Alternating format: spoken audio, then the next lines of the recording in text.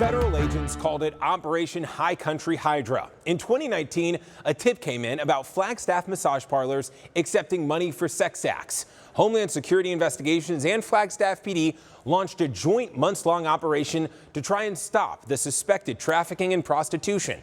But when that investigation was complete, not a single trafficking victim had been identified. Arrests were made, though, after 2 officers went undercover unclothed. And I was like, well, do you want me to take them off? And so she was like, well, your comfort, if you want them off or you don't want oil on them. So there was kind of some confusion on that. So I ended up taking them off. And that's what I felt like the suggestion was from her. That is Flagstaff officer Dustin Eberhardt in a deposition, talking about the first time he allowed a masseuse to fondle him naked. As soon as I got aroused, that's when I immediately started asking about the money and like how much. And like I said, I've never done one of these, so I was fairly nervous and I didn't know where to stop it. So I was trying to stop it quickly. Officer Eberhardt would do the same thing 7 more times over the next 48 hours. Roughly 3 months later, his coworker, Officer Hutchinson, went back into 5 of those massage parlors and did the same thing, all to see if the businesses would accept debit cards. Attorneys, trafficking experts, even other law enforcement tell ABC 15 there are a lot of issues with what you just heard. For starters, state law says what the officer just admitted to is illegal.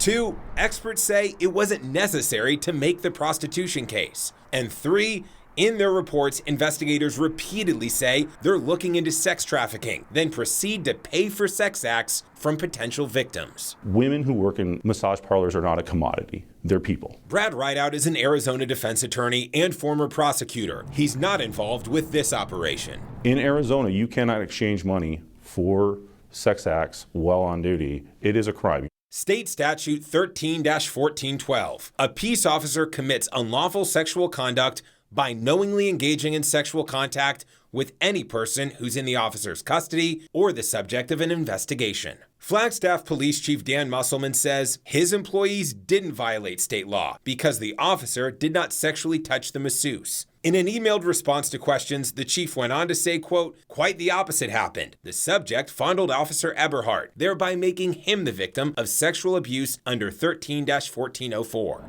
That officer, who the chief says is the victim, staked out the 8 parlors, walked in with a recording device, paid cash, and took off his boxers. Also, that statute the chief references stipulates abuse only occurs without consent. But Officer Eberhardt says he initiated the process. So I had just put my hand on the back of her calf and then held it there. And then she laughed about it. And then shortly after that, we did the rest of the stuff. And then she had me roll over.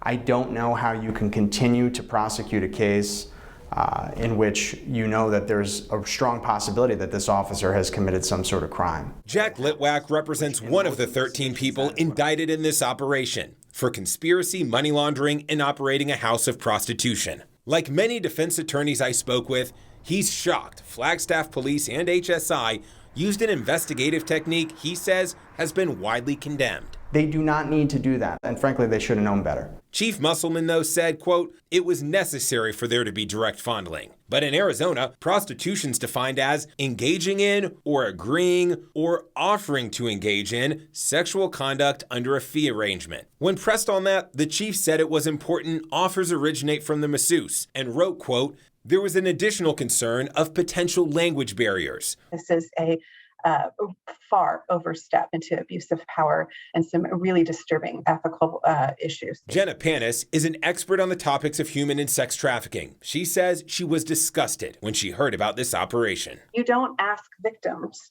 to give you sexual pleasure. That is not appropriate. In documents, officers and agents repeatedly mention human and sex trafficking as a primary focus of this investigation. Law enforcement even brought along victims' advocates when they made the arrests, writing, quote, there would be a good likelihood that we would encounter someone who was at the parlor against their will. But in their reports, that stated concern for possible victims only appears after Officers Eberhardt and Hutchinson take off their pants, after they're fondled. Before that, investigators never determine are the women we're about to pay to touch city employees trafficking victims. If you're engaging 8 separate times into trying to have sex with victims, you are engaging in trafficking. So the officers in this case could be charged with trafficking, and they are not.